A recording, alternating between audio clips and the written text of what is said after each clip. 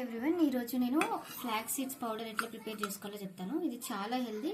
దీంట్లో omega-3 fatty acids ఉంటాయి. చిన్నపిల్లలకి అట్లీస్ట్ డైలీ 1 స్పూన్ అండ్ పెద్దవాళ్ళైనా కూడా దీన్ని డైలీ తీసుకుంటే చాలా హెల్దీ.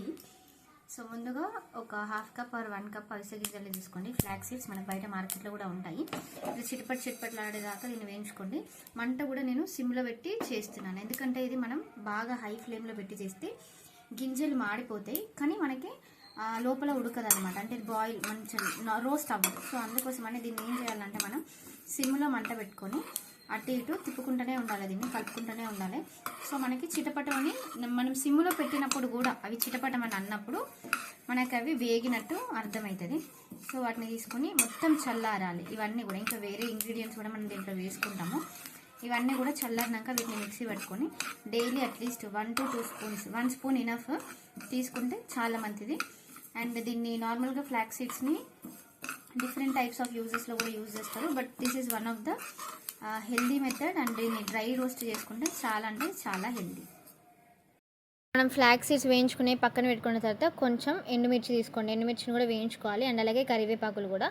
నేను ముందుగానే కరివేపాకులు ఏం చేసిన అంటే ఒక 2 days ఎండలో ఎండబెట్టి ఆ తర్వాత వీటిని వేయిస్తున్నాను. మీరు ఇలా కాకుండా డైరెక్ట్గా పచ్చి కరివేపాకులను తీసుకొని వేయించుకున్నా కూడా సరిపోతుంది, కానీ అవి కొంచెం మంచిగా రోస్ట్ అవ్వాలన్నమాట. అట్లా చేసుకోండి. అండ్ అట్లాగే దీంట్లోనే కొంచెం మినపప్పు, శనగలు అండ్ అలాగే నువ్వులు, ధనియాలు వీటిని కూడా మంచిగా వేయించుకోవాలి. ఇక్కడ నేను కొంచెం క్వాంటిటీలోనే తీసుకున్న ధనియాలు, మినపప్పు కూడా కొంచెమే, శనగపప్పు వీటిని కూడా మంచిగా వేయించుకున్న తర్వాత కొంచెం కలర్ చేంజ్ అవుతుంది కదా, మనకి కలర్ చేంజ్ చేసినప్పుడే వాటిని తీసుకొని పక్కకు పెట్టేసుకోండి. నువ్వులు కూడా అంతే.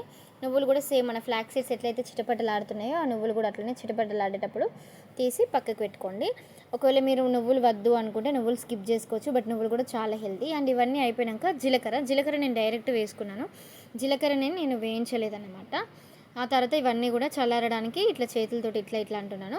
అండ్ ఇదంతా చల్లారిన తర్వాత వెల్లిపాయలు ఉంటాయి కదా, ఒక 10 వెల్లిపాయలు తీసుకోండి, 5 అయినా సరే.